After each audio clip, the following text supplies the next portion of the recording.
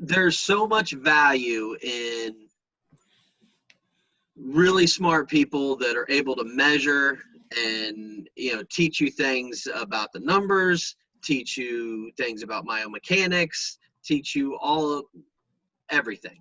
There's a ton of value in that. There's also a ton of value in that guy that's been around the block for 30 years, that's had so much experience. Because I tell you what, whenever I learn a new thing, it's like, okay, well, yeah, let me have my notebook. Well, it doesn't do anything in my notebook. The thing I have to do is I have to go and apply it, and I have to learn how to apply it. And those guys with experience really know how to apply things. In the final episode of Season 1 of Talking Ball, we get to talk to Tom Riley, Matt Trate, and Dan Galati of Goldey Beacom College. And in this episode, we talk a little bit about their vision of creating a 3 to 5 year plan and using new school technology and old school techniques in their own philosophies of pitching, hitting, and team building. I think this is a really great opportunity to see some of the best in the business talk about how they do things. And without further ado, let's talk to the boys at Goldey Beacom College.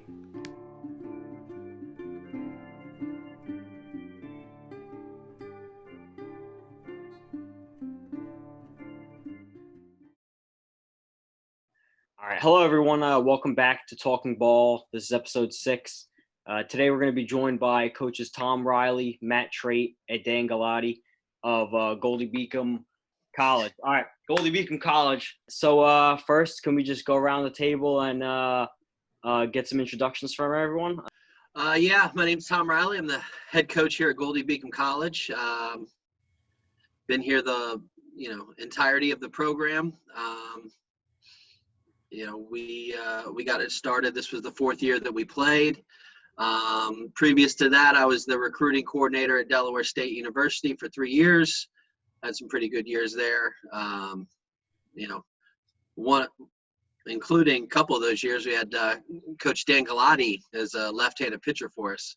I started my career 2001 in college. I coached high school for a couple of years before that, but in 2001 I started at Dominican College in New York, which is actually in the CAC, same conference as Goldey Beacom, and I was there for 4 or 5 years, and really good place there. So I can tell you as much or as little as you want to know about me, but those are a few of the stops along the way that kind of got me to where I am. All right, next we'll go to the assistant head coach, Matt Trate. If you could give us a little bit about yourself. Yeah, I'm Matt Trate. I've been at Goldey Beacom from the beginning with Tom. Was fortunate enough to be hired on right out of the gate, so I kind of experienced everything from the beginning of the program minus a few months, maybe 2 or 3 months. Before that, I bounced around high school a little bit, and in the junior college ranks, I coached at Cecil Community College. I was there, that's also where I played. I coached Division I at the University of Akron. I was the volunteer assistant out there for a year, and then helped out a couple friends at some local high schools. So I was fortunate enough to kind of hop on right out of college. I have my degree in phys ed, so I'm a high school phys ed teacher, and then bounce over to Goldey to do the baseball stuff. But I hooked on to my high school right out of the chute, did my student teaching there, caught on with them, and then wanted to get into the college ranks. So popped on at Cecil, and great experience, and we've been rolling ever since. And then last but not least, Coach Dan Galati, can you give us a little bit about yourself? Yeah, so of the 3 of us, I'm the newest on the staff. I hopped on after year 2, so this will be my 3rd year coming up as a Bolt. Before that, I was 2 years as a player at Shepherd University and a student assistant for 1 year. And previous to that, as Skip alluded to, I played at Delaware State for 2 years. So I'm the youngest, I'm the newest, and I obviously had known Skip for a while, and then I had gotten to know Matt the summer before I came on, and then they presented me with this opportunity, and it was kind of too good to pass up. So I'm here now and loving life.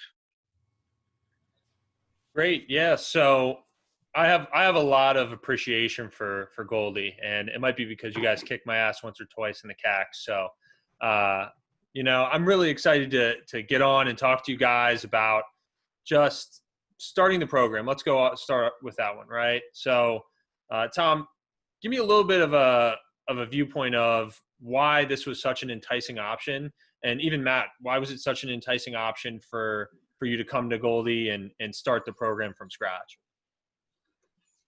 Well, the easy answer is it was a great opportunity to go and be a head coach. A conference that I knew pretty well. But at the same time, to be able to come in when there was nothing there is a different type of opportunity. There wasn't a culture, there wasn't a history, there was really nothing there. So the fact that we could kind of build it however we wanted to build it, that was pretty exciting for me.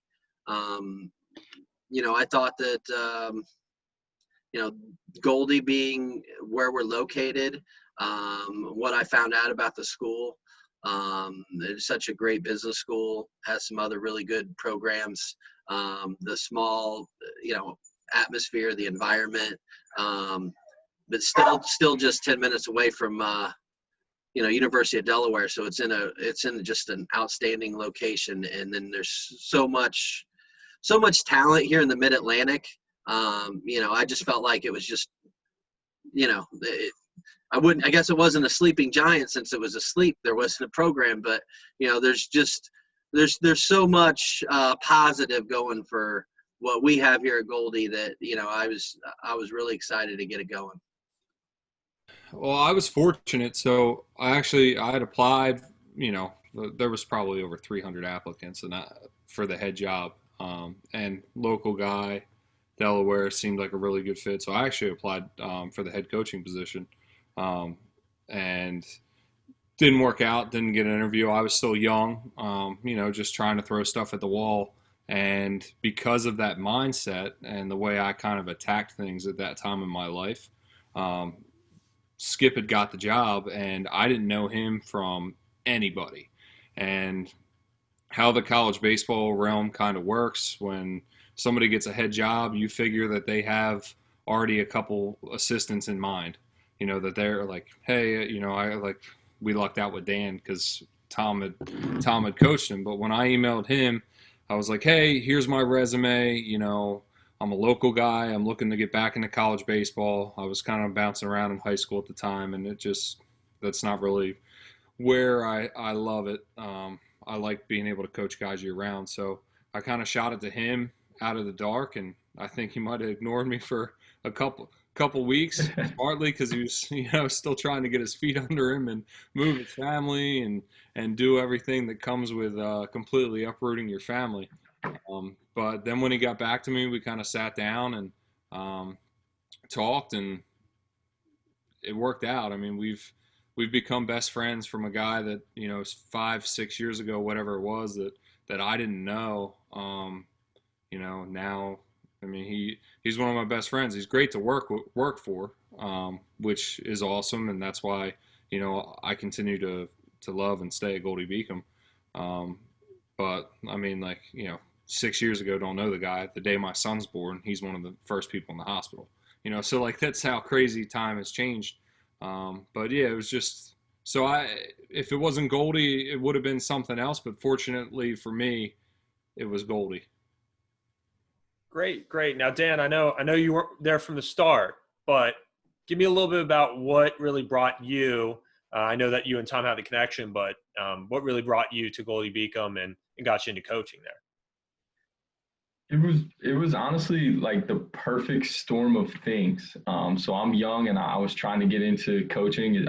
I've known for a really long time it's what I wanted to do because I love the college game and I love being around that group of people, and baseball being the outlet for being around people that age and kind of going through the college experience. And then I'm from Hockessin, Delaware, where we're located. I know Skip. He had coached me, and we had a really good relationship at Delaware State, and we continued to talk while I was at Shepherd just because, he was someone I respected and like I said, had a good relationship with. So I actually had to do an internship for my minor at Shepherd to finish that up. And my minor was in athletic coaching. So I had texted Skip. I was like, can I do this with you so I can be home and for the summer and be training and stuff? And he said, absolutely. So I was in the office doing whatever, working youth camp with these guys. And that's how I kind of got to know Matt. And I was doing whatever they need me to do around the office, on campus. And they were letting me train at the field. So it was like perfect storm. And at the end of the summer, they were just kind of like, you're going to come back next year when you're done, right? And I was like, seriously, you guys want me? Because that kind of works out perfectly because I can pursue my master's and I move back home and save some money. And that's what happened. And I just had obviously being around them and knowing what they were building and just seeing kind of where their heads were, like I knew I could learn so much. And that's what I was interested in doing because I knew that I was just getting started and I trusted Skip and I knew him and I had gotten to know Matt. And I was like, well, these guys are going to teach me a ton in 2 years. And here we are going into year 3 and I was right, luckily. Yeah, it sounds like the interaction between you guys. I mean, you know each other really well and you work together. So it sounds like a really good place to be. But one of the biggest questions that I have is you get the job at Goldey, brand new program, or in Coach Galati's case, he's in a new position. So were there any goals that you guys had? What was the first things that you wanted to achieve? I mean, it's an open-ended question, so anybody can answer. But what are the first things you guys wanted to achieve when getting the positions? When I got the job, it was, we needed to field a team. So if you wanted to be, the easiest way of doing it, I think I got the job. I was hired November 30th. School starts in August. So, we got 7-8 months to get a full team, and because there wasn't a program there, we had 0 guys. So first thing that I was doing was I was getting on the phone and I was recruiting. We had some big goals. I mean, we still have some big goals. But that number one was getting that team in. That's why, when Matt says, hey, I blew him off for a while, did you hear Maggie? Yeah. Okay. Yeah, sorry, my daughter's walking through the room. I blew Matt off for a while. I was like, I don't have time for this. I got to recruit. We got to bring guys in. But then, the good thing is I got to bring him on campus and get to know him really good. And, the two of us finished that first class really well. I mean, we had a plan on how we wanted to do it. We thought that we could be competitive pretty quickly if we brought in enough transfers to fit with our freshmen. And I think that it kind of it worked out to plan in that we were able to do some decent things there in year 2, and by not having a freshman class of 30, our second and third classes just kept getting better. Guys weren't blocked. It'd be tough to go out and recruit class 2 and say, hey, we got, everybody starting's coming back. Class 2, class 3, this class here, they continue to get a little bit more talented every year. And that's been kind of the goal, where, we wanted to make sure that we brought in those good quality transfers, but really, good guys, because we were trying to build something. And I thought that was, once we got guys on campus, one of the most challenging things, in that everybody was from a different place. And, we had these guys from Cumberland Community College, and they went to the World Series, and they're winners, and things were great, but they do things a little bit differently than they do at Kalamazoo Valley Community College, and they do it a little bit differently than they do it at Hartford, and they do it a little bit differently than, Coach Trate or myself do things. So we're trying to just get everybody on the same page, and build that culture. I thought was really important. And,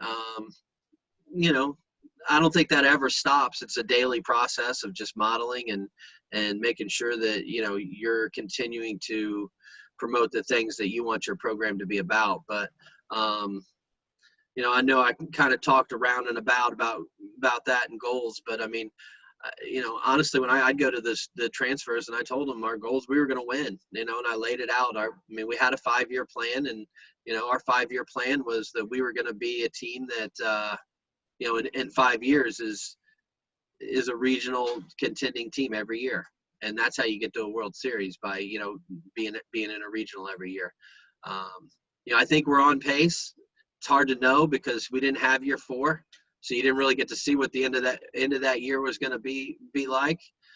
But, you know, we're just where our feet are. And, you know, we think that, you know, we've done a pretty good job of not looking too far ahead, but, you know, focusing on what we need to do at the time. Probably talked a little bit too much about it, but Matt and Dan probably have some good thoughts about what they were thinking about getting into as well. Yeah, I mean, for me, like, one of the things that Tom did a really good job of with me from the start is kind of laying out that 3 to 5 year plan, and got me to buy into that really quick. And that made it really easy to be focused on just today. And that might have been different from where I was at other places, or maybe kind of how I looked at coaching before, or even my playing career. And like, I think that has really helped us, where it's like we just go and work, and we go and recruit, and we're, you know, like other people do, but I just feel like we get out there and we get after it, and we're not worried about what anybody else is doing or what other people might have. You know, we're really focused on what we can control, you know, what we have in our program, the guys that we recruit. So he kind of set me on that course early on when I started with him, and made it really easy to buy in. So, you know, I think that he's done a good job, and we have done a good job as a whole, and with the kids that we've brought in, and with the program, and kind of setting that course that those guys, those players, and our coaches that we've had come and go, they're looking at that 3 to 5 year plan, and we believe it.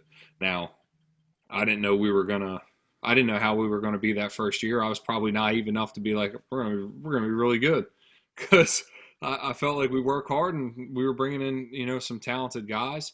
But you just, you know, you don't know. And those guys battled, and it was really, you know, great to see that plan kind of come through, where Skip talks about, you know, we're going to recruit these JUCO guys and we're going to win. And we're going to be in the conference tournament you know, they're going to have played conference tournament baseball when they're done. And it's like 2 years in, you know, we're in year 2 coming off year 1, and guys are probably looking around like, what's going on? And then when you go and do that, the young guys are like, yeah, 3 to 5 years, let's rock. Like, this guy said it, look, 2 years he delivered, we're in the conference tournament. So, you know, I think setting that course early was big for me, and something I still believe in. And I'm sure Dan has some different experiences. Yeah, so I think the thing to understand for me is when I took the job, I was 23. So I didn't really know anything, right? Like, I was young and I was going into it. So like, I'm coming in, and like Matt just alluded to, they're coming off a year 2 of going to the conference tournament. So before I get there and we get on campus and really I start learning, I'm like 30 wins. Like, you know what I mean? Like 30 wins, regional, no doubt about it. And like, you need to pump the brakes a little bit. And then I think the other side of things, once we started rolling and I kind of started to learn, like, my biggest goal for year 1 was kind of just getting to know the pitchers and building their trust, and then getting to know the other guys, and learning how to work with Matt and Skip, and kind of find where I belong and how I can be successful and help the program, right? Because when you go from one program and we do things completely differently here than anything I had experienced at Shepherd.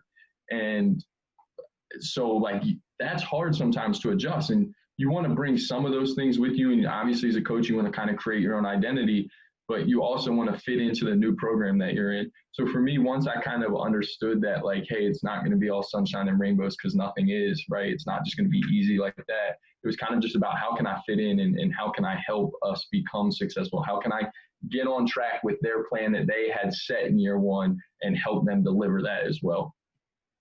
Great. I have a lot of notes already, which is, it's bad. It's bad because we're going to have a 3-hour conversation. And one of them was actually, funny enough, I think multiple, 2 or 3, all of you, I think, said it, but you guys were talking about that 3 to 5 year plan. And the funny story is, I remember I had a buddy who was working at MSI at the time before I was, trying to get into college coaching. And I remember him saying, I ran into the Goldey Beacom associate head coach, or the recruiting guy at the time. What's his name? They're like, Matt Trate. I was like, okay. And he's like, and man, he was talking about them being in the regionals in 5 years. And I was like, what in the godforsaken is that guy talking about? And at the time, like, and I say this with a lot of love and respect, because I didn't know you guys at the time. I was like, man, that's ballsy. That's really, really ballsy. And I think this actually brings me back. I'm also in a master's program, and I'm in a leadership class right now. And we were watching this video by Simon Sinek, and it's called How Great Leaders Inspire Action, right? And the quote that he had in that is, it's not what you do, it's why you do it, right? And it's about coming up with a vision and really pitching that vision time and time again to the guys that you're recruiting, even your assistant coaches, and even yourself. In Tom's case, if you're a head coach. So I remember how crazy I thought that it sounded when I heard it, but I actually really want to commend you guys, because I think like, if you're not in the game to be at the highest level, then why are you in the game? Right? Any thoughts on that from your end, guys? Yeah. And I think a little bit of it is like speaking into existence. Like, you look at when the Red Sox came back that year against the Yankees, and if you ever watch like the BP and Millar talking, like, don't let us win tonight, because tomorrow you get Petey, and then you're getting, Schill in Game 6, and anything can happen in Game 7. And it's like you start to win one, and then everybody's like, oh man.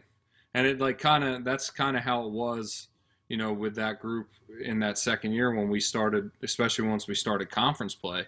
And it was like, okay, like, we can do this. So I think a little bit of it is speak it into existence, and build up that confidence, because there is a confidence about it.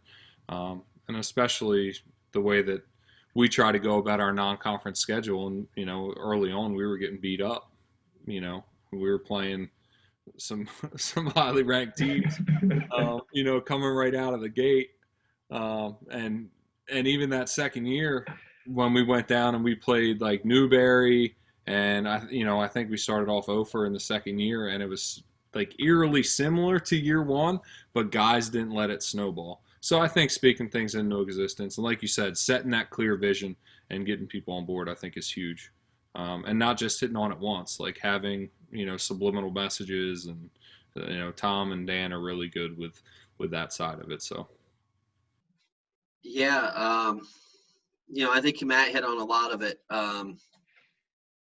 It's, when he talks about the way that we've scheduled, and I don't know, that's been, that definitely has made it a little bit more difficult having a great overall record. But I also think that that's kind of given our guys, we've shown our guys what a championship program looks like because of the way that we play our non-conference schedule.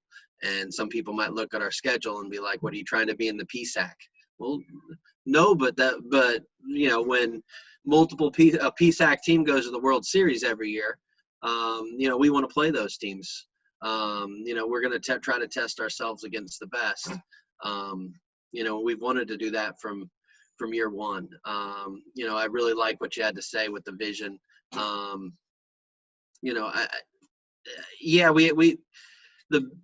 In my opinion, the best reason to have the plan that we do is that we don't have to worry about it.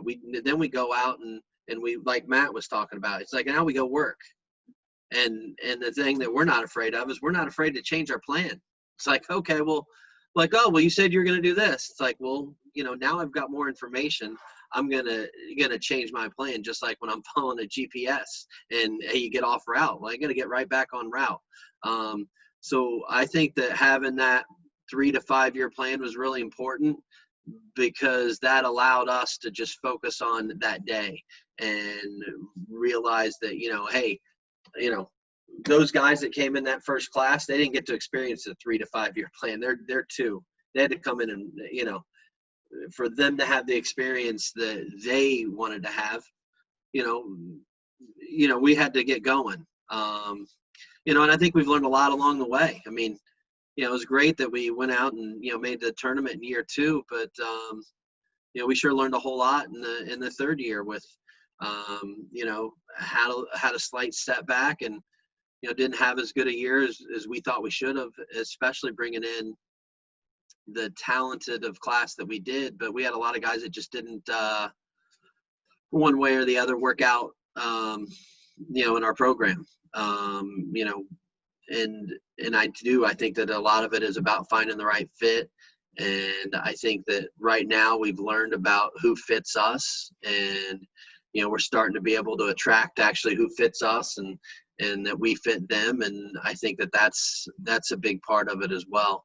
And just more learning on, on how to get your message across. Cause we can continue to say it until we're blue in the face, but that's not what matters. It's like, hey, I wanted him to do that. It's like, well, I told him. It ain't your job to tell them. It's our job to teach them, and if it doesn't work teaching them this way, we're going to have to try to find another way. And I don't know that we'll ever find the best way, and there probably isn't a best way, because people are so different. We got to do things a little bit differently for everybody, but we're just trying to figure it all out as we go. But really happy about setting those standards, and then that gives us a way to work our way towards those things. Yeah, great. And so something that comes off of that 5-year plan talk is something that I've always appreciated about you guys from afar is I've always felt like, and for lack of a better term, because I know that Tom was talking, me and Tom were talking about this before the episode, but how progressive, how willing to do whatever it takes to win you guys really are. And so I know this was from the pre-show, we were going back and forth talking, but there was talk about this old school versus new school and how it didn't really get the full picture. Now I know that's something that we've talked about in our first episode. We talked about a middle ground. You got to have some of these new school things and some old school things. And you got to find a way to blend the two so that you can get your point across. So Tom, I'll let you talk a little bit about that. I know we're not going to get the full spiel there, but I love your opinion in what you were talking about when you were on that topic. Well, it's funny. Matt hit on it in the pre-show as well when he talked about one of the guys we like, and that's one of the reasons why I gravitate towards a guy like Eugene Bleecker. Because for the most part, I go on Twitter and I try not to pay attention to it. But there's so much value in really smart people that are able to measure and, teach you things about the numbers, teach you things about myomechanics, teach you everything. There's a ton of value in that. There's also a ton of value in that guy that's been around the block for 30 years. That's had so much experience, because I tell you what, whenever I learn a new thing, it's like, okay, well, yeah, let me have my notebook. Well, it doesn't do anything in my notebook. The thing I have to do is I have to go and apply it, and I have to learn how to apply it. And those guys with experience really know how to apply things. So, I think it's really important. I think the awesome thing that, while, I don't think you need the technology. What's nice for some of the technology is it just gives you a little bit of, hey, this is what I see with my eyes. Now the technology backs it up. And then when you go to the player, they see things like that. Just the fact that hey, I've been doing it a long time. isn't a reason that you're a good coach. Just like, hey, I'm really smart and I've read a lot of books doesn't mean you're a good coach. I think you need to be both. I mean, Matt and Dan know I don't listen to music on my phone. I listen to Audible and podcasts. That's it. That's just who I am. I'm always looking to pick something up. But, one of my favorite ways to pick things up is when we go out in the summer recruiting at a camp and sit next to a guy that's been doing it a long time. And you hear what they're doing with their team. You hear what they're doing with their team. Going out and actually seeing some of that type of stuff. So there's so many different ways to learn, and the internet's great because you can pick it up so much faster. I mean, I remember Dan says he was 23. Well, I'm 43. When I was 23, I would go and I was like a substitute teacher, and I would take the roll, and then I'd be like, no talk, don't bother me. I'm reading like college baseball Bible. And it had like all the, like this thick book, and I had Ron Polk's playbook, and it was like, I just wanted to read all that stuff.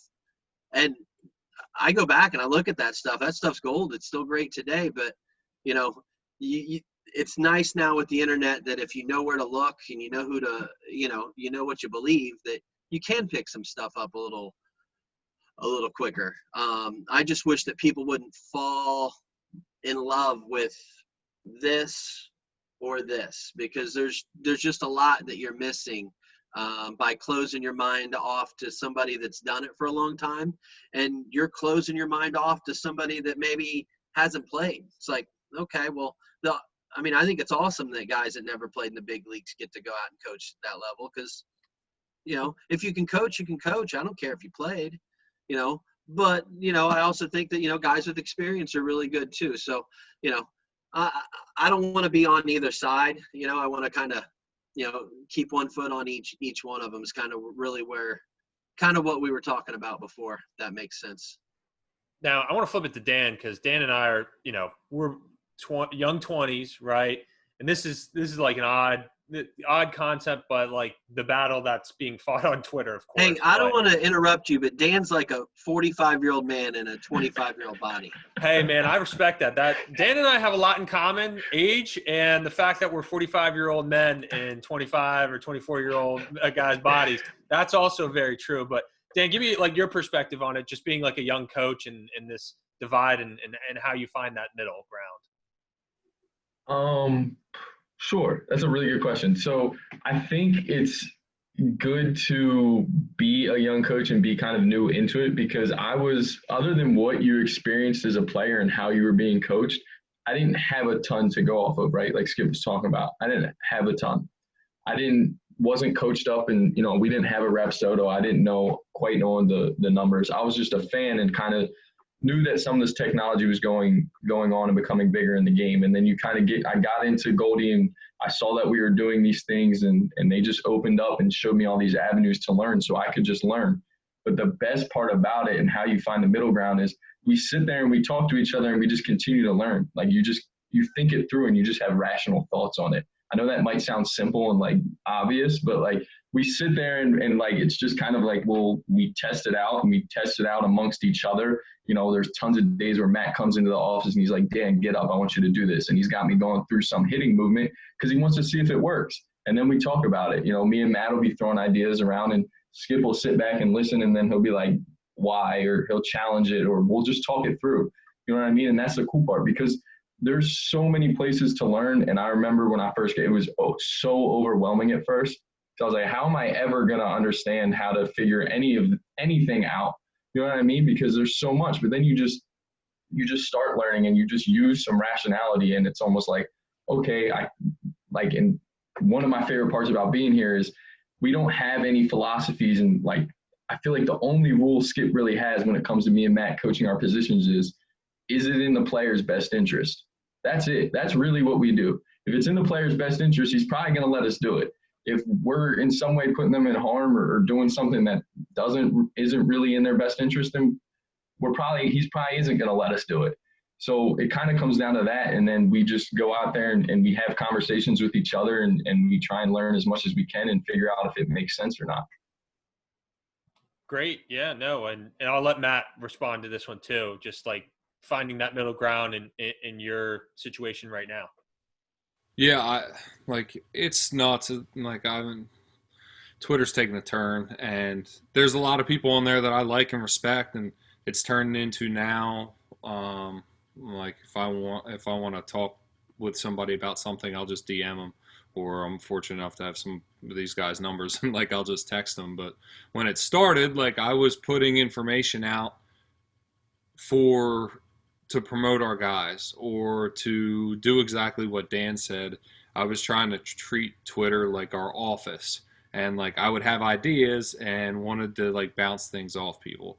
And obviously it's turned a little bit, but that's okay.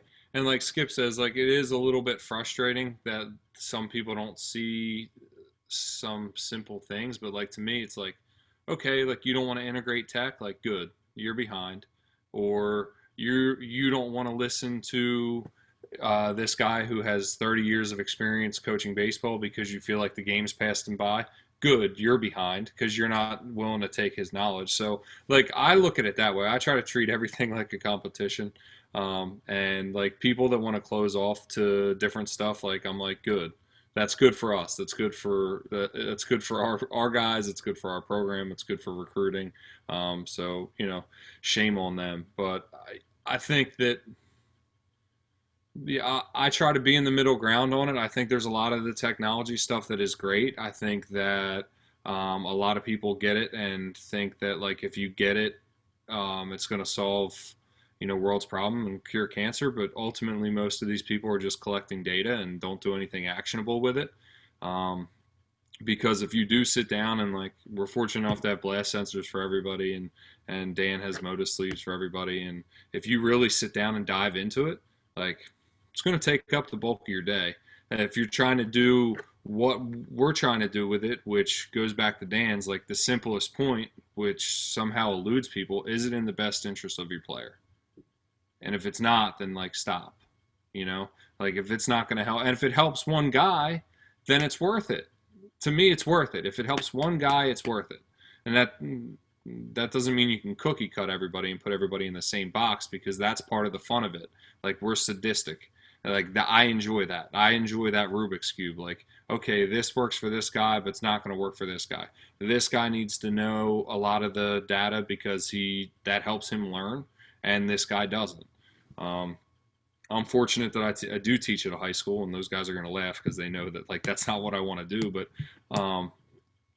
I know that this is how these kids learn. Like every kid at our high school has their own computer that the school gives to them. Like they have technology every day. That's how they learn. So I think, to be in the middle ground as a coach is important, because I think that helps you bridge the gap and create the middle ground with the player, because it's all valuable. Eugene says it best, like everything sucks and everything's great. Everything's a teach and everything's a non-teach. So it's just, what you can get from different people and relate it to your situation. I think that's good. And just like you listen to any of the pro guys, or you go listen to Tim Corbin speak, and it's like, Tim Corbin's awesome. But if you try to do everything exactly like Tim Corbin does, then you're going to fail because you don't have their facilities, or you don't have this, or their caliber of player, or like, and that's okay. But that's part of the fun, is like figuring out and catering, how can I mesh, all this experience and all this technology and create this perfect storm where we can shrink down the gap on player development and get the most out of a guy in a shorter window. And I think that's what we're trying to do. I don't know if that's what everybody's trying to do, but I feel like they should be, because ultimately it is about the players. Great. And first off, I gotta commend you guys on just the mindset that you guys have, especially being a new program.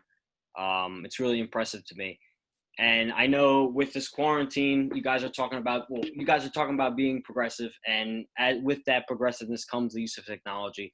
So especially during this quarantine, me and Coach Kress have been kind of doing deep dives into different technology, especially different baseball technology.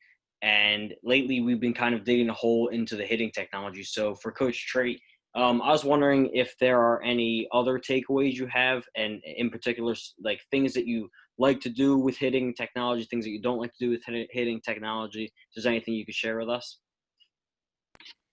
Yeah, I think the simplest form is video. That is like so overlooked. And we all have a camera on our phone, and we can all set it up in different angles to get different looks. I think that's one thing that we've probably, outside of like what people would deem big tech items, is where we've been the most progressive, where we place cameras, where like our use of GoPros to isolate different things in like a swing or something defensively. So I think that's been big for us, that people often overlook. But we utilize Blast. And Skip, you got something? Yeah, just I saw it. It was burning. You had it. Hit me with it. I saw the mute go off, and I saw the hand go. I know that move. I saw that face. I've seen that move. Go. Yeah. Don't lose your thoughts. Hit it. I'm just saying, I love video, and I love that we have so much video. But and this is really like, I want to take no credit for this, the way that our program does it, because I wouldn't be creative.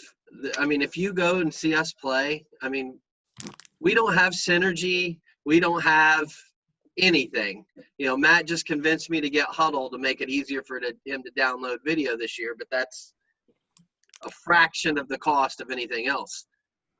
Our video department is, Matt drives the golf cart to center field, and he's got a GoPro. I mean, it's amazing. The technology is so good that we have a perfect center field camera. We've got a home plate camera, and we usually have a camera in the dugout. And we're a Division II program with very, probably, my guess is average budget. I would, if I really wanted to guess, I'd say it's probably slightly below average, but I could care less what our budget is. It's the fact that, like, Matt's personal GoPro, and he's figuring out a way to get it done. And somebody, and then, my iPad runs the Rapsodo over here, and then something else. So Matt's right. I want to let him go back because there's so much more technology that he talks about. But his creativity and the fact that we're able to do all these things with video. I mean, he set up like overhead video with some PVC pipes and stuff earlier this year. Can you stop taking all my questions, man? Like, Sorry. Those were like 3 of my questions for Trate. Well, you get them later. Well, I'll shut up and I'll let Trate talk. But I'm just saying that, like, Matt's on it with the video. I mean, like, that's just huge. I mean, everybody understands video. It makes a lot of sense, and I just think a lot of people use an excuse that it's expensive, and including myself. I would have used that same excuse, but I just lucked out and hired a guy that didn't take that excuse and just makes it work. Figures things out for no money. So yeah, I'll let Matt go back and talk about some other stuff. Well, Matt, here, like, can I ask you? Just I want to know, of course, like, what's going into that thought process, or why you do it.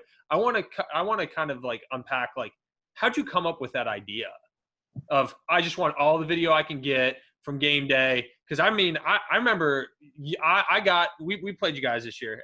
We got down to Delaware, and I was talking to you, and I was saying, well, who cuts all the video? And you're like, me.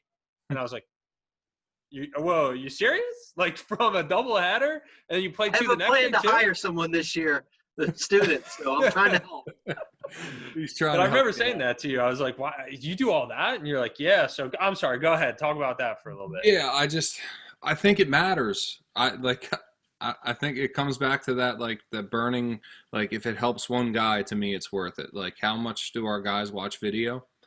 I don't know, but, like, when somebody gets loose on one or something cool happens in the game, like even if Mason Maxwell doesn't watch a lick of video, like, that's okay. But if he hits a home run, I kind of want to have the video so he can have it for the rest of his life, like that type of deal. So it kind of got into that.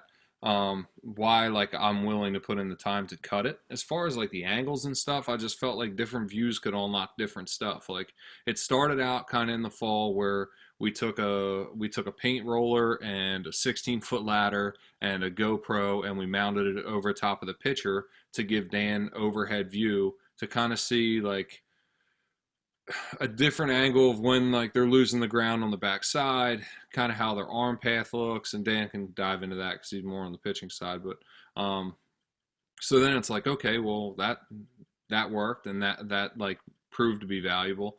How about overhead at the plate? Well, I want to see what kind of space that they're creating, and I know I can get that from behind, but how about if I can get something directly overhead and something behind and mash it together, and then that gives me like more of a view. So just to try to create the most views possible, I think that was important. I mean, I went through a lot of screens on my phone, like screen protectors on my phone, because we kept dropping on the stone dust when guys would hit the top of the cage. But yeah, I just like, what pushes me to do it? I don't know. I'm not afraid to fail. So it's like if we do it and something like looks stupid, it's like, okay, scrap that. Like, let's try something else. I've been I know it's not hitting, but on the defensive side, like I've been strapping a GoPro to my mask because I really believe in minimizing head movement behind the plate. And I think that if we take video from the mask view, if the video, it's like instant feedback. If the video is jumping around, we're moving our eyes and we're moving our head too much, which is altering the umpire's view. So yeah, just like stuff like that. And then like having Blast and Rapsodo and being able to go behind and above, and like I talked about showing space, now not only are we getting video with it, but like I'm getting real-time data on those swings, and I can link them together, which I think it's important for me as the coach to be able to dissect that and spit what the player needs back to them. But I think, like it's all got the exit velo on there. They all like to see that. So like, that's fun for them. But yeah, just, I hope I answered the question. I kind of bounced around a little bit, but I just like, I want to commend you guys for like just wanting the video and just having the foresight and thinking about that. But no, yeah, I really appreciate that. Yeah, and a lot of it is like just cross sport, like what do other sports do, and like seeing what they do. Some of it is like, okay, seeing just images from maybe spring training and trying to steal stuff from them and be like, okay, well, they're doing this. Obviously, we don't have this. How can we do it with what we have? And I don't, for whatever reason, I have that gene, I guess, in me, and it cracks Dan and Skip up that I'm like, let's try this, but I'm willing to try different stuff. I mean, going to our cage and it's like all kinds of, we have hula hoops and swimmies, and it looks like we're getting ready to throw a beach party down there, but it's they let me go because they trust me, and it keeps the kids engaged and entertained, and it gives valuable feedback. I think the overhead view is cool. You just got to get creative on how you do it.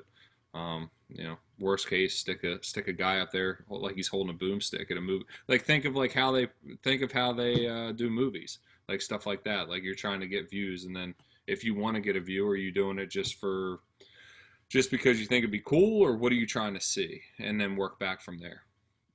Perfect. That's some really good stuff. But back to technology a little bit. So I know that me and Coach Kress have looked into, pairing technology and feeding some technology off of another and seeing what you can get out of it.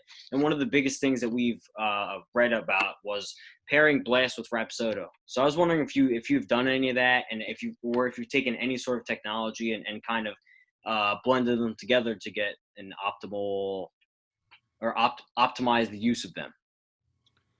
Yeah, that's what we kind of do the most when I pair the two. And I was fortunate enough, I got to speak this year at the convention out at Rapsodo's booth on how we kind of integrate both on a daily basis.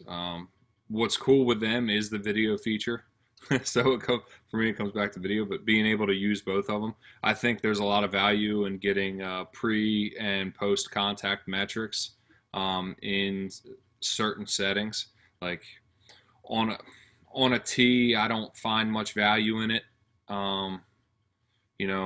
How can we replicate as much in game-like setting? Like if we can utilize a machine, worst case BP or front toss.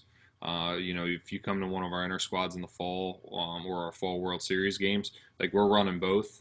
We're running it on the field because there's nothing that's full on game.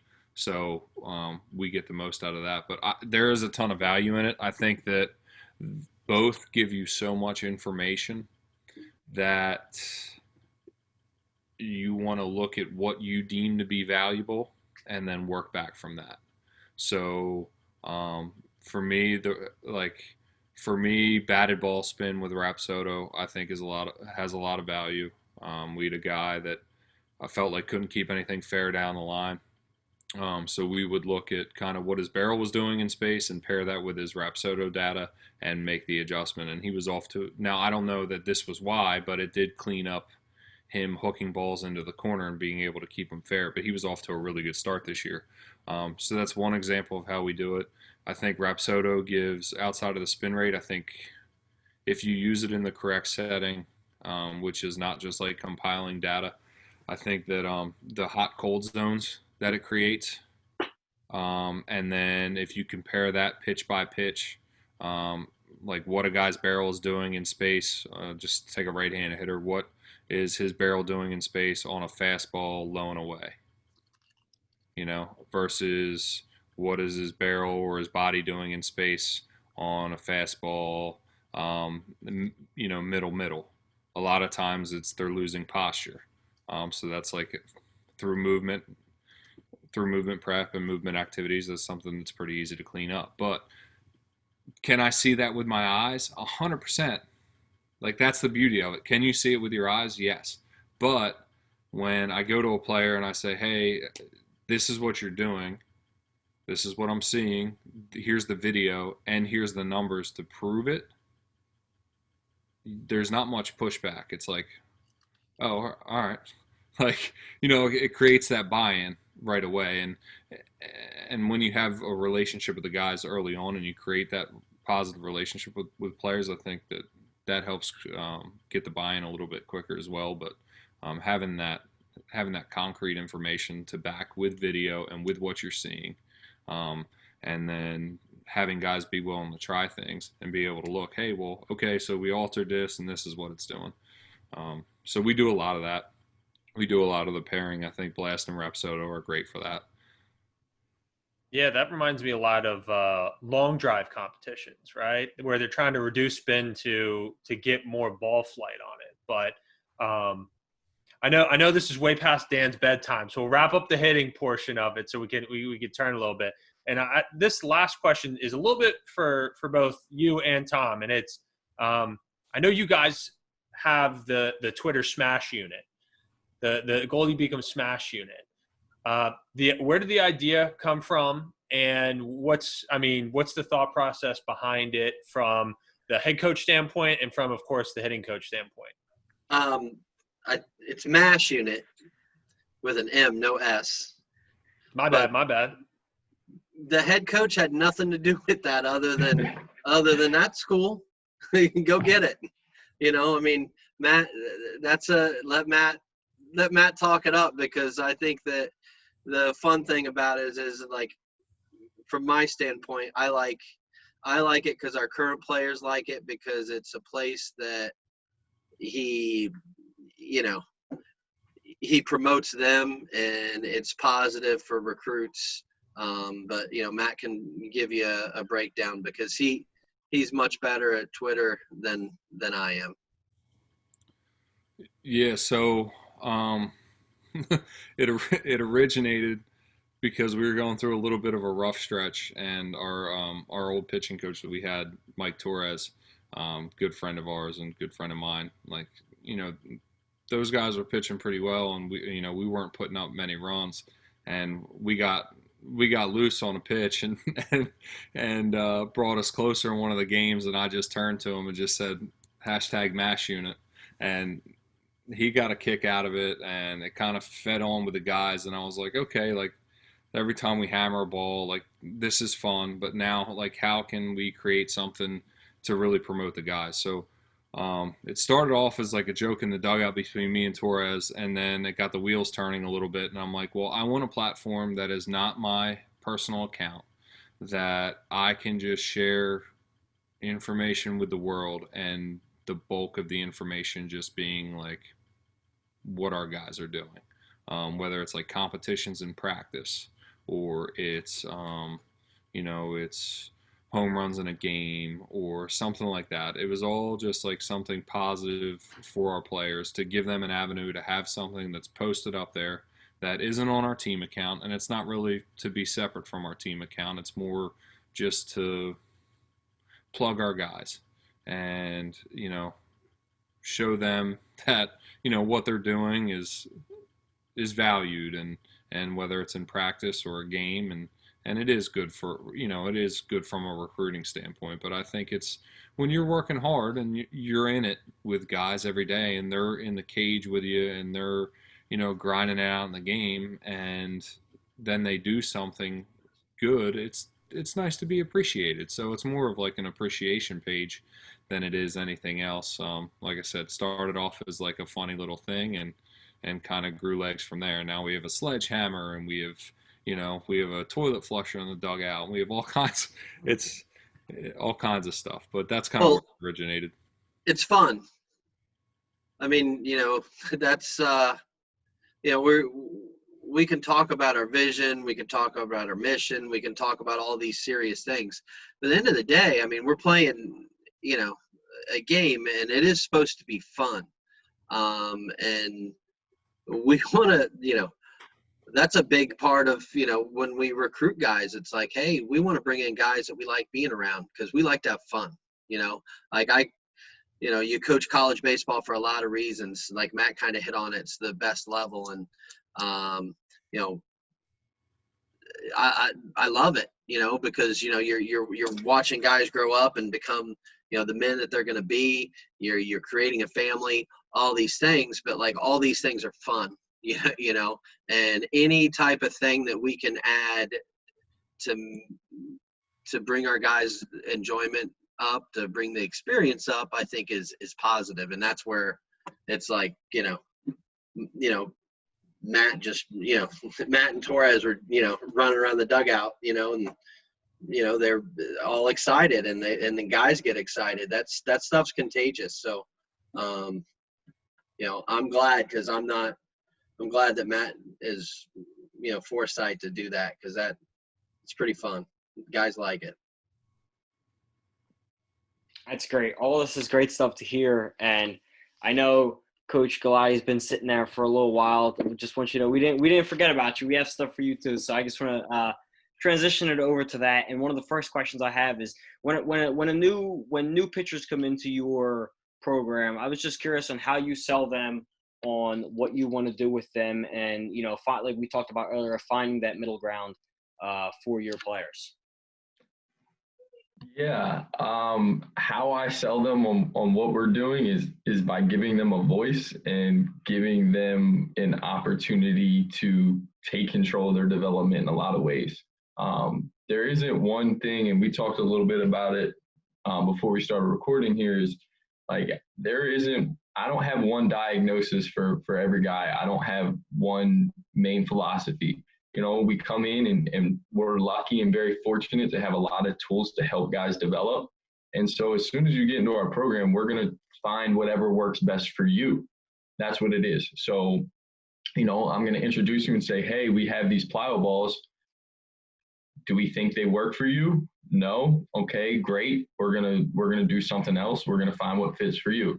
Hey, you really like those plyo balls because it's cleaning something up in your arm action? Then we're going to prescribe a plyo plan that makes sense for whatever we're trying to do.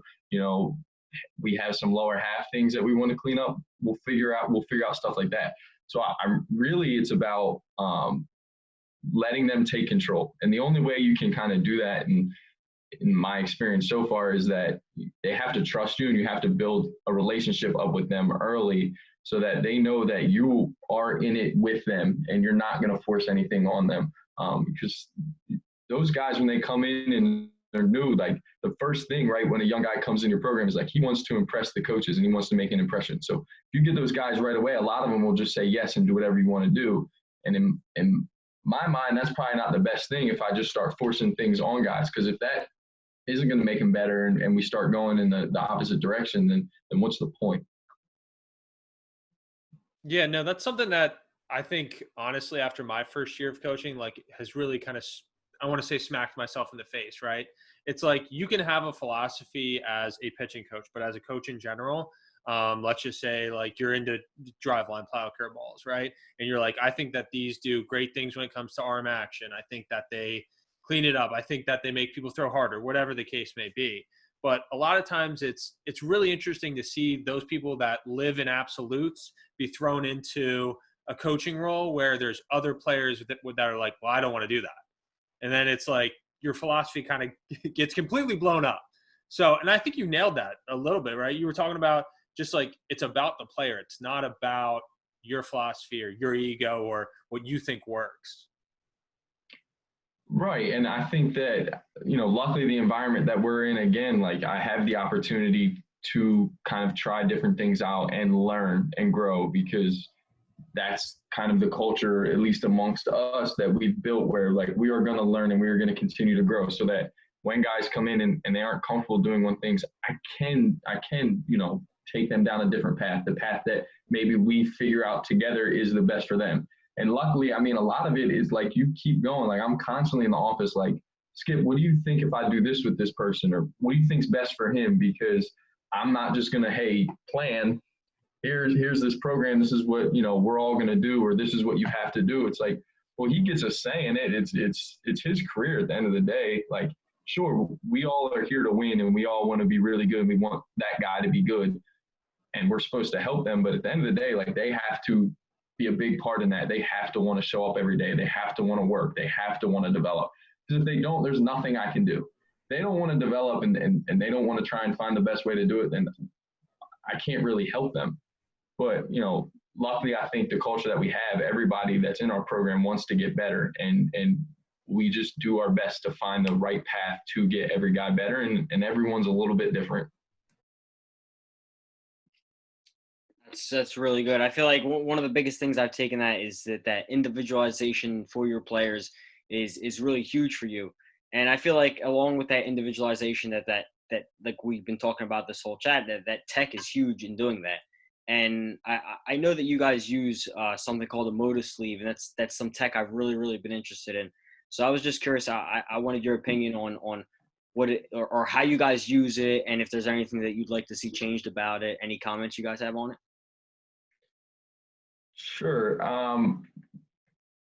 What do I want to see changed about it? I'm going to say this about every piece of technology is I want it to be a little more user-friendly, but I say that about everything. I mean, I talk about how sometimes I want my phone to be more user-friendly, and they're probably the most user-friendly pieces of technology out right now, right?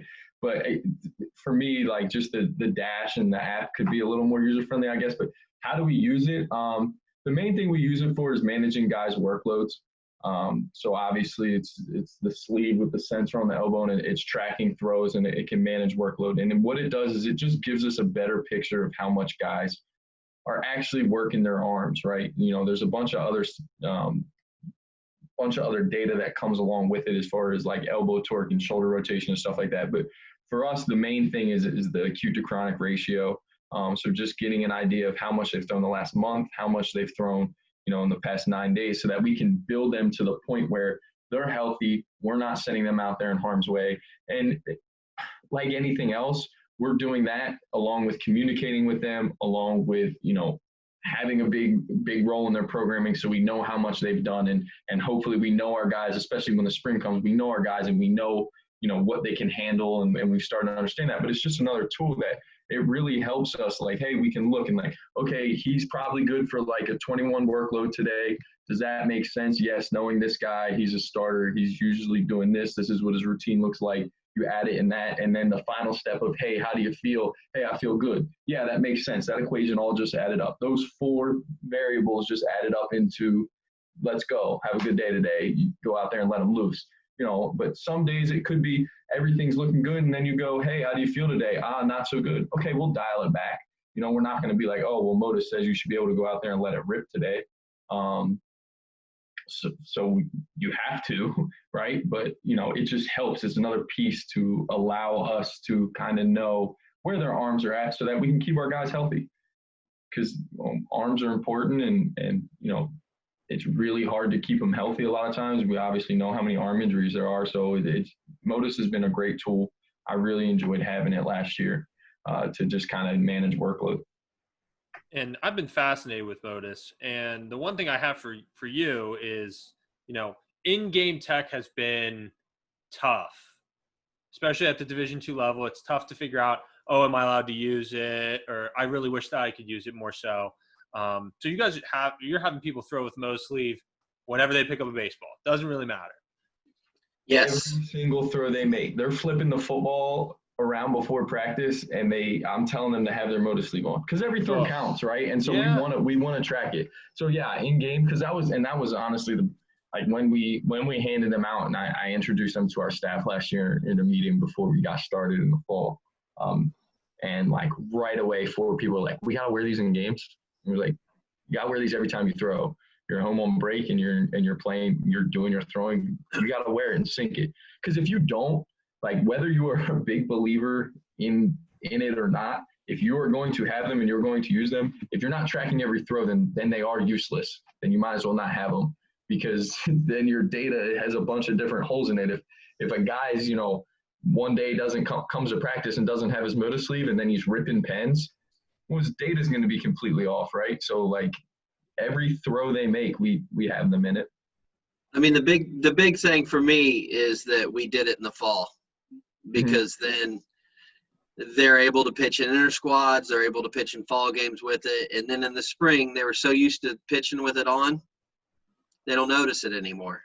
Right. The first time you wear the sleeve on there, you're like, I don't like throwing with this on.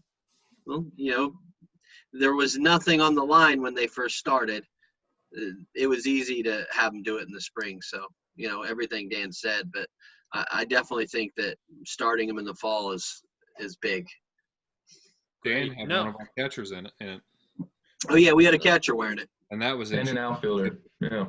Yeah, because we had 2 guys that kind of went, and he had a little bit more on his end that he was going through, but it was interesting just to see, one of our catchers, because every throw does count. And And they did a good job of that. I mean, I think that it seems like after you think about it, it makes sense, but a catcher's workload, it's insane how much more that they throw than pitchers. Insane. But as long as that they're keeping their ratios in line, because they built to that point, it ends up working out. But man, they make a lot of throws. That's crazy to think about. I don't even think there's many people thinking about, it's the catcher. I want to know how many throws he's making, right? Not many people are thinking about that. So that's a fascinating takeaway that I even take from just hearing you guys talk about it. The other thing this also reminds me of is Ochart down with the Phillies having a blast on every single guy, or the Houston Astros having a blast in every single game. And that's something that I'm pretty sure that that's not legal at the NCAA level quite yet. But if it is, would you guys do it? Or is Matt the first guy? I know it was in the rules survey that I took not very long ago. I know they're looking at it. I wrote a thing for Blast and to send to the NCAA about it, but there's no competitive advantage to it at all. Because that's my thing. I think it would be so interesting to see the difference between, you talked about how you believe that it's a little useless for you to be wearing it hit off the tee, but you like the data that comes from front toss and BP. What about the comparison between front toss and BP, and then actually going after an arm, even if it's a short box, like you have Dan going out there throwing a short box one day in the fall? What do those numbers look like, and are they that different? it's interesting. It definitely paints a better picture for you as the coach and for as the player. I can't confirm nor deny if they were worn. I know we wore them all the time in the fall. I just to sit there and think that I could look at a swing from an at bat, come back, make an adjustment, and then that guy's going to get that same exact pitch in the same exact location with the wind and the atmosphere the same exact, like, there's absolutely no advantage, but there is an advantage in knowing how a player's body is moving or his barrel is moving in space in a game setting, because that's the test, right? I mean, so if you look at tee work or you look at anything else, like, that's great. And I think that if that's all you can do is compare tee to tee or frontal to frontal, like, you're going to get a little bit, but you're only painting a fraction of the picture if you can get in there and dive in. So I think that's going to change. I mean, I can't see how it won't. There's too many programs now. Like, I just saw Georgia Tech has full sensors for everybody. I don't know many programs at our level that have full sensors. I know, last year was our first year with full. We had a couple we floated around to guys the year before, but I don't think there's many at our level that have full blast, and I know that there ain't many at our level that have full blast and full Motus combined. So we're really fortunate. Okay, great. And, always bring it back to hitting. I love that. But the last question I got for Dan, and Dan and I have talked about this a lot. I remember we talked about this before our series this year, but we were talking about, like, Rapsodo. I love Rapsodo, and I could talk about Rapsodo all day long. But I think from my vantage point, talking to you, is first off, like, I've seen the draft. Like, all the draft coverage is talking about, like, oh, this kid's spin rate is X. He's doing X, Y, and Z in the movement realm and all that kind of stuff. So without, going in super, super in depth with Rapsodo, because we could talk about that in a whole nother podcast with, all pitching guys.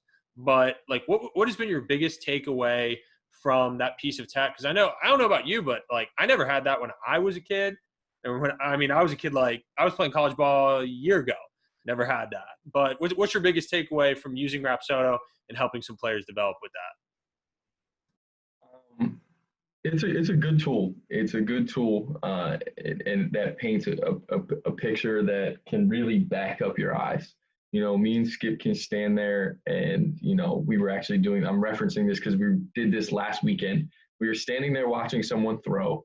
We had the Rapsodo on, and it was like, that looked like that. And then you look down at the Rapsodo and it's like, yep, exactly. So it's a really good tool that can help back up your eyes. It's something that I like to use really just to kind of pitch design and stuff. And you got to be careful, though, again, buying into the numbers. Like, if you got to understand what you're looking for and what metrics that you take into account. You reference the draft and I saw, like, one thing on there, and, like, someone got drafted. It might have been when the Phils took Mick Abel last night, and it was just like, this is his spin rate on his fastball, and all it threw up there was RPMs. And it's like, well, what does that mean, right? Like, what does that mean? What does that RPMs mean? Because, like, hey, that's great. He's spinning the baseball at like 2,500 RPMs, right? Well, what's the true spin and what's the efficiency on it? What is the ball doing? How hard was that pitch that he spun at 2,500 RPMs? All those things matter.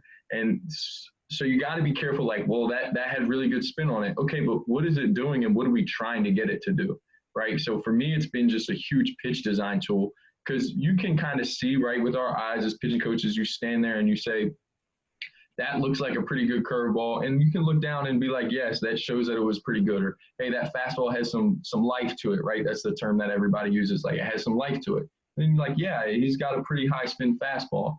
And so then now I can take that information, I can understand it. How can I help? Like, what does that mean for this guy? Well, maybe that means we start using up in the zone a little bit. We don't have to exclusively go up in the zone, obviously, but maybe a little bit I can work up in the zone with him. Or maybe now that means that because of his fastball shaping that way, if he's a guy with low spin and some run, we shape a slider off of it. So for me, it's been about pitch design, and the guys really like it. Year one, obviously there was some trial, but the guys have started to like it more just because it gives that instant feedback and feel for them. You can make the adjustment that much quicker because it's like, try this. And instead of having to go through a bunch of, times going through it and feeling it when you try it, you can look down and see what, maybe moving your hand on the baseball did to that pitch right away. So it's a really good tool in that sense, and we use it for pitch design. And, we'll use it in inter squads and stuff just to kind of get a feel for what it's doing in game because, whether or not guys are, there's a little bit of extra adrenaline and stuff in squads and, when there's a batter in the box. So it's a good tool to have, and I enjoy using it. Now, Tom, I feel like you have a good opinion on this one. I saw the unmute come down, so I want to hear this opinion. I think it's great. I think that Dan, I really don't have much to add on top of Dan because of the fact that like he kind of hit on it where they're doing the draft and they're like, what's his spin? And there's just spin's one small component. It's like, is he just because they're high spin? Well, what's their tilt? It might not be up and down. This guy might throw and his tilt's not 12, his tilt's not at 12. He's over there at 2 on his fastball. He's going to have a lot more horizontal movement. So just like Dan said, it's really the fact that, it backs up what our eyes see a lot. And then sometimes, gives us a picture. Where I like the Rapsodo a lot is now that it's being more prevalent, I like seeing I like it when recruits have it. Recruiting, yep. Because then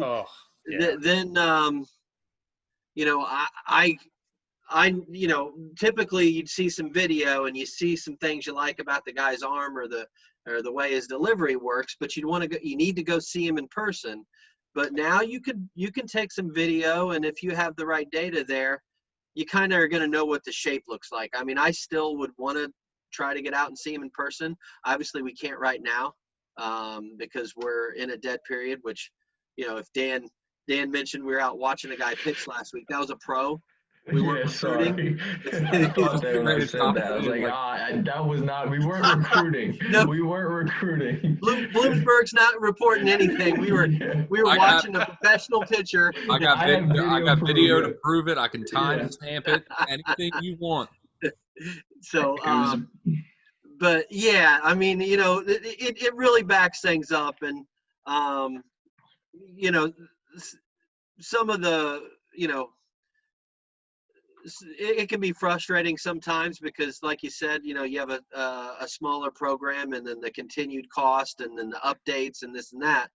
But it definitely gives valuable feedback for your guys, and and now that we, you're never done learning, but now that we have a really good feel for the system and what it shows, when kids give me a video and they have Rapsodo data, it's just like, oh, well, yeah, I know exactly what you're like. You're like this. You're throwing this guy's throwing bowling balls up there, and this guy's got a little ride to his fastball, and it just so that's just backing up what Dan had to say.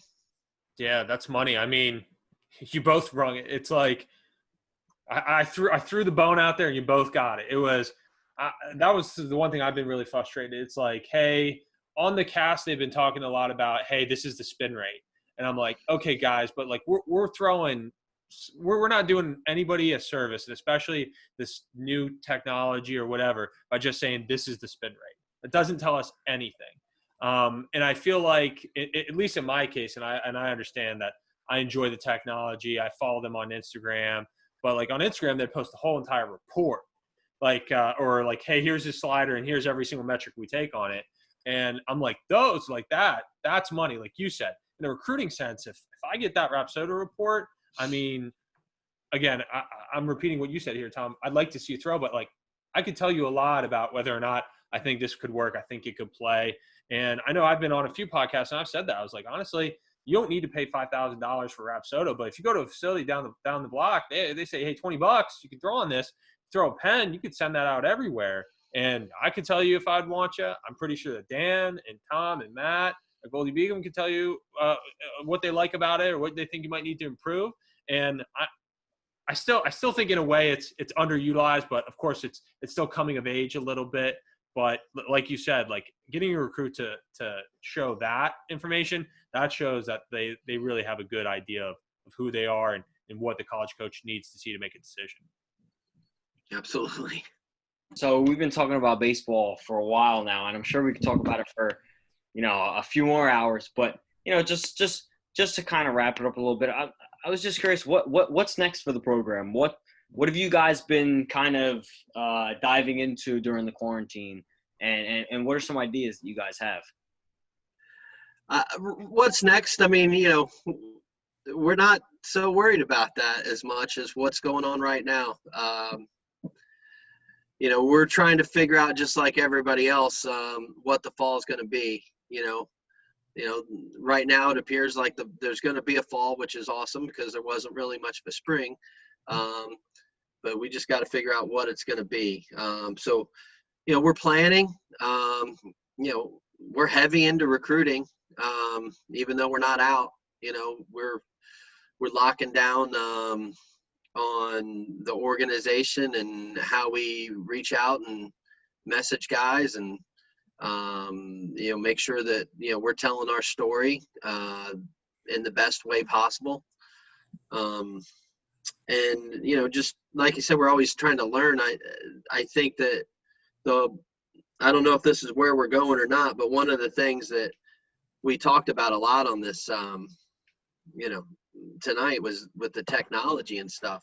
And one of the things that is the technology really helps teach you if you're doing these things right or not, and what it all comes back to when we're talking about, whether we're talking about somebody that is swinging the bat, whether they're talking about a pitcher, whether we're talking about running the bases or how we run, it kind of all comes back to movement. So to me, it's, and it always has. So I kind of, we like to follow and figure out, how can we get our guys to move better? And that's something, me and Dan, we're having a talk last week about things. And I'm like, well, like the people that, to me, that are the most important in baseball are some of the strength and conditioning coaches out there that are really good. It's like, well, I don't know how many baseball people talk about Mike Boyle, but Mike Boyle and Gray Cook and Eric Cressy and those guys, are, that's where you need to go, because they're teaching us, the proper way to move. And then we have the technology that says, is this guy moving in a way that's going to let him be successful? And then, it's one of the things that Eugene and those guys at 108 are doing so well. And we're just out trying to find, crazy different ways to continue to make our guys move better. It's like, we're going to use all these videos, we're going to do some tech, but really it comes down to just designing different ways to make guys move better. And that's something that, I'm really passionate about. The fact that a couple of years I left baseball, I got into strength and conditioning for a while, but the thing that makes things go so that I like so much is that Matt and Dan are so good at making guys, figure out those movements and realize that everybody moves differently. We're saying, hey, we want you to move better, but we're not trying to make you a cookie cutter. We're trying to make you move most efficiently for the body you have, for the strength and stability you have, for the mobility you have, because we're all slightly different movers. And I don't know if that's where that does really answer your question on where our program's headed. But it's something that I think is really important in our program that, that, Matt and Dan have really, just dominated with our guys with just teaching that movement. And to me, that's it comes down, it's a lot about that, when it comes to the physical side. Yeah, that's really great. Yeah, because I feel like, especially with all of these coaches, not really, unfortunately, having much to do for the past couple months, it's like we're going to go down some big rabbit holes, right? Just going to have to. And that's just kind of how we are. So I'll open up to Dan and Matt just about some things you've been thinking about. I know you don't want to give out the magic beans quite yet. I understand it, but just some things that you've been going down the rabbit hole on. Matt? Dan, go ahead. I'll let you go. I know Dan Stone. You keep telling me we're talking about hitting, but he's got pitchers beeps coming up. We owe him one, so We did end on a shutout. Season on a pitchers beeps a little bit. shutout. So first practice, he's got pitchers beeps, so they'll be swinging. There's got to be like an expiration deadline. No, there's no statute of limitations on pitchers beeps. Honorary mash unit. Yeah, I mean, we've certainly plugged them enough, but from a learning standpoint, I mean, just because there has been so much information out there, like just listening to the 108 performance guys, Eugene and Willie Marsh, my guy, just because the way they explain things, they make it, they talk about movement in a way that I can understand it, which I need to understand it so I can help my guys understand it. Like the way they can convey it, and they're so smart with how they say things. It's like, man, they make it sound simple. Like I can understand that instead of coming at me with like all this biomechanical. Like, I don't quite understand all those biomechanical stuff, but the way they can say it. So that's a lot of kind of the learning I've been doing, and like Skip said, planning, recruiting, and I'll plug it a little bit. I've been doing a lot of gardening in this downtime here. I got some tomatoes, string beans, and basil going. The tomatoes I'm really excited about because they got some blossoms, and I started them from just little seeds on the windowsill, and now they're out in the garden I have out back. So I'm really, as much as I'm excited about where we're going to be as a program in the fall, I'm also extremely excited to hopefully get to try a homegrown tomato that I have. In on that.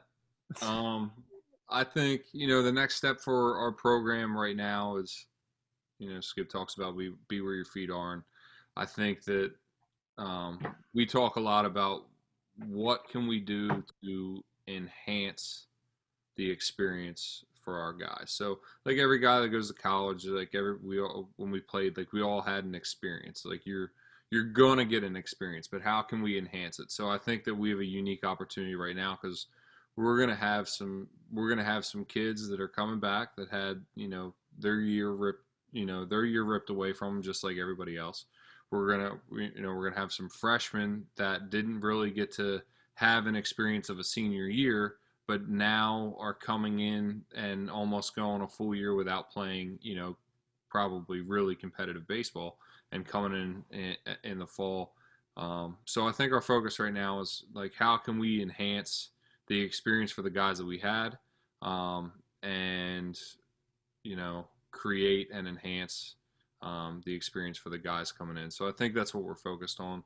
From a recruiting standpoint, and what we're kind of doing right now from a planning, I think that this plays in our hands a little bit. I mean, everybody's dealt different situations, and we talk about this all the time in recruiting. It's like you hear guys out on the road complain about what they don't have, and I don't have this, and this school has this, and I don't have that.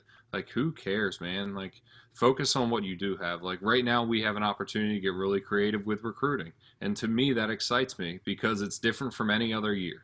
And every year's different, and every year's a snowflake. There's no two that are alike, and I think it plays into our hands a little bit because it's going to bring out the creative side. So I'm sure there's a bunch of people that are sitting on their hands right now and sour grapes and really upset because, who knows what's going to come the fall, and I can't get out and recruit, and I'm going to be behind, and I'm going to be this. And like, that's great. Again, we're winning. Haha. Because like, you're worried about that stuff that you can't control. And we're in constant conversation trying to get creative, and that keeps it fun for us and ultimately keeps it fun for our kids, which is what it's about. Outside of baseball, kicking it with my little man. Nice. Okay, last question right here. Advice for young coaches, right? Brandon and I have had a lot less coaching experience than all three of you, for sure. So, advice that you give to a young coach who wants to get his foot in the door, wants to get down and dirty, recruit, learn the most possible. What do you got for us? Honestly, so my first piece of advice is I hope this doesn't sound too stupid. Be a good person. I mean, like, be a good person. Like, genuinely care about being a good person and understanding the situation that all your guys are in, and don't come in too hot, like trying to establish authority or trying changing the world. Come in right away and try and be a good person and be a really good person to your guys and to the people that you work with. And then just being thankful for every opportunity that you get, no matter what it is, and understand that you can learn from anything and any situation. And I think this is something that's important to impart on your guys as well, is like almost any situation is really what you make it, right? So like whether you're at the, in the best situation or the worst one, you can make it good or bad. So for me, it's about, trying to take something out of every day and just being grateful for the opportunity you're in, and listening to the people that are around you, whether it is your players, listen to them, or the people that you're working for. When you start out as a coach, listen to them, ask them questions. And then lastly, which I'm sure everyone says and everyone hears it, but it is the hardest thing, is like, accept failure. Like, won't fail. Like, you're never going to want to, and it sucks when you do at times, but like, it's going to happen. And once you get over it and you get over yourself, you realize that, like, wow, that was actually, like, I learned a lot from that, and now it's going to really help me, because experience is huge. And the only way to get those experiences is if you fail and if you aren't successful in doing things. So that's kind of it. For me, I would say be true to yourself. Try to not be somebody that you're not. Know who you are, from a personality standpoint. Whether you're very open and kind of a clown and talk a lot like myself, or, Dan, who's a little bit more reserved, who also has that side. But if you go out and you're recruiting and both of us are out, like, you're going to get two different experiences, and they're both great in their own right. I think I'm a little biased. So, but be true to yourself. Don't be afraid to work. And that in our profession means, sometimes you go and you drive 2 hours to see one kid pitch. Sometimes it means that you are going up to see the 8 a.m. game at Diamond Nation because you just don't want to sit in traffic. And you're like, I'm going to get up at 5 and drive and go, and be there and be, you can have conversations and have fun. Like, I love recruiting. You can have conversations and have fun, and I'm still locked in, but I can be locked in on a conversation. But that's just how I work. You don't have to be headphones in, tunnel vision, unless that's who you are. And if that's who you are, I think that that's fine. Don't think that anything's below you, I think, is a big one. You're never too good to drag the field by hand. You're never too good to sweep the dugout. You're never too good to do anything. Our job is to provide a better experience in life for our players. And that doesn't mean you have to do everything for them, but there's nothing wrong with showing them the way. One thing, I think something we do with our guys that I think carries over to helps mold them into young men, and I think helps make us a little bit successful, is like, our seniors don't, our freshmen don't come in and like just carry a ton of equipment. So it's like a servant leadership thing. Like, our upperclassmen do that.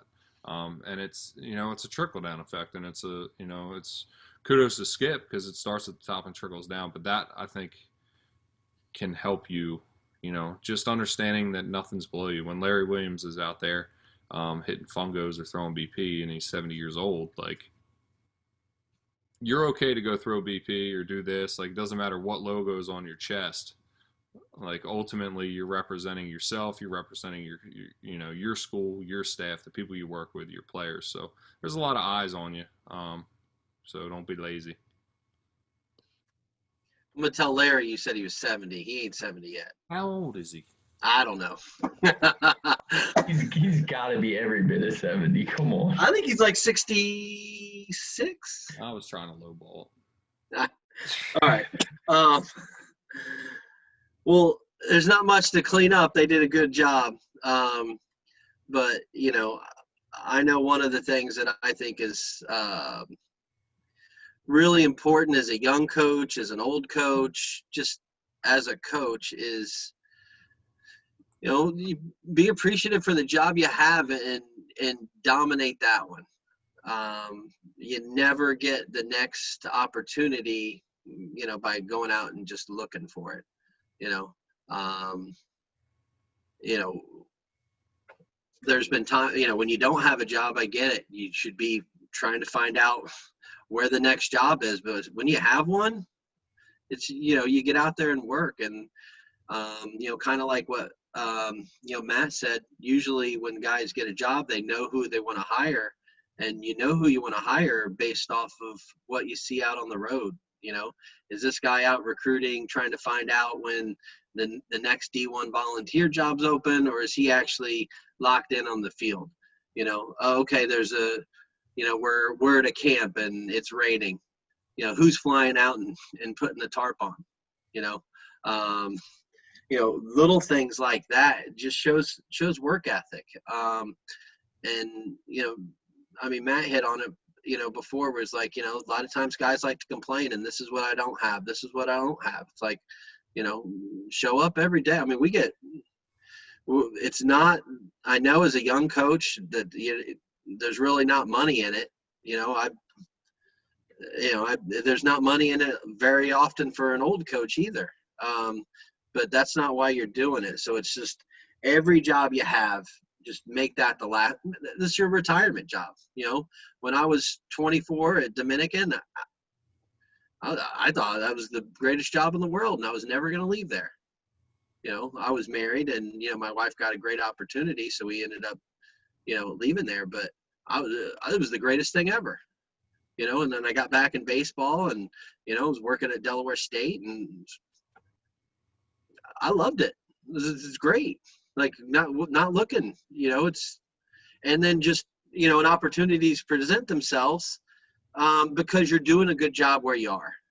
And, you know, it's hard because you're in it and you see this guy moving and then this guy moving. And I think I actually saw a tweet of a guy from like a minor league player trying to give these young guys advice, and it's like, hey, don't try to play GM, you know, don't try to play that, you know, why'd he hire him and not me? It's like, you know, just focus on you and what you're doing. You know, be the best that you can be, continue to learn and grow. And good things will happen for you. You know, I've heard, you know, somebody else say before that, you know, sometimes that you outlast people because of the fact that that is a lower paid profession at a young age. Guys get out, and, you know, if you've done good work, you're going to get noticed. You might not get noticed in a day. You might not get noticed in a week. And, you know, sometimes you're like, oh, this guy got noticed because of Twitter. Well, if that's true and he's not good at his job, he's going to lose his job pretty quick. But if it's true and he's good at his job, he deserves it.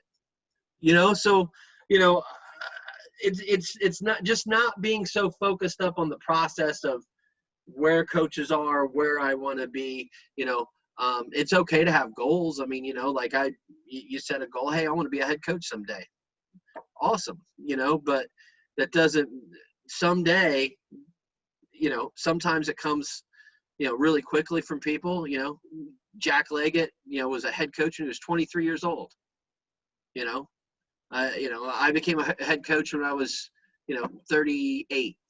You know, it's different for everybody. Some guys won't be a head coach till they're 50. Some guys won't be one at all, but that doesn't matter. As long as you're doing a great job, you're loving what you're doing, you're making an impact on your players.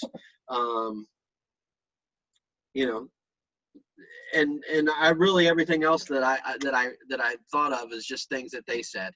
You know, there's nothing below you. I mean, I think that's one of the to me, that's so big, and it's big with your teams, because if me or Matt or Dan's going to go pick up weeds at the end of practice, then why would I would think that your sophomore shortstop's going to be like, oh wow, if they're willing to do it, I'll do this too, and just show people how things are done. Things don't get done because you say somebody else will get it. Go do it, and I think that there's a lot of people out there that if you're willing to, work at it and don't expect that, you're going to go and change the world in a day, but you'll work and do everything asked, even, the things that aren't as glorious. You can make your way, definitely. And reach out to people, reach out to people that are comfortable to reach out to, like your peers, but also reach out to people that are uncomfortable to reach out to, because you find out that it's not as difficult sometimes to talk to some of the people that maybe you think it might be difficult to talk to. Because, I know from my experience, when I'm out on the road recruiting, it's like the big timers don't big time people. It's that, like, want to be a big timer that's the big timing people.